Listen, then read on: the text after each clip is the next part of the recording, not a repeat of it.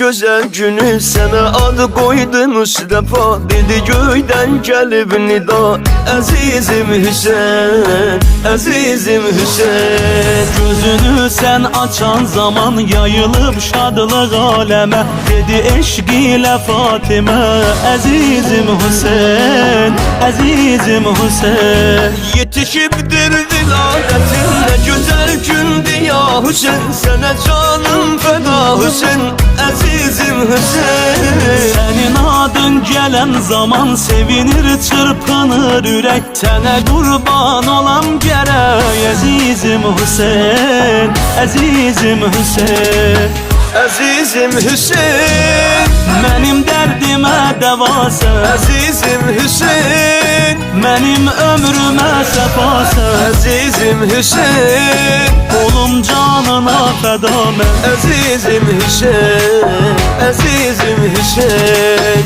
azizim Hüseyin, Benim derdime deva sen, azizim Hüseyin, benim ömrüme sefa sen. azizim Hüseyin, Oğlum canına feda ben, azizim Hüseyin, azizim Hüseyin.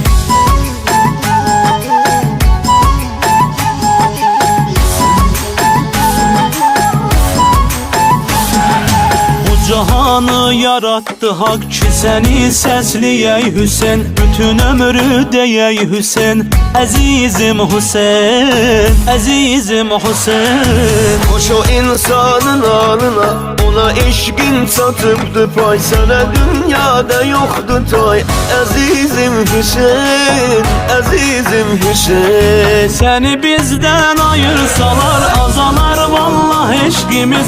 Ucalıp senle dinimiz, azizim Hüseyin. Bin yıl ömür eylesem eğer, yine senden duyanmaram. Senin işkinde ben varam, azizim Hüseyin, azizim Hüseyin.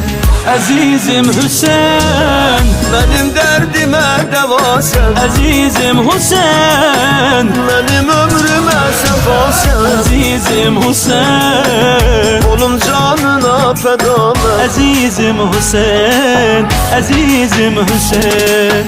azizim Hüseyin. Benim derdime deva sen, Azizim Hüseyin, benim ömrüme sefa sen. azizim Hüseyin. Oğlum canına feda ben, azizim Hüseyin, azizim Hüseyin.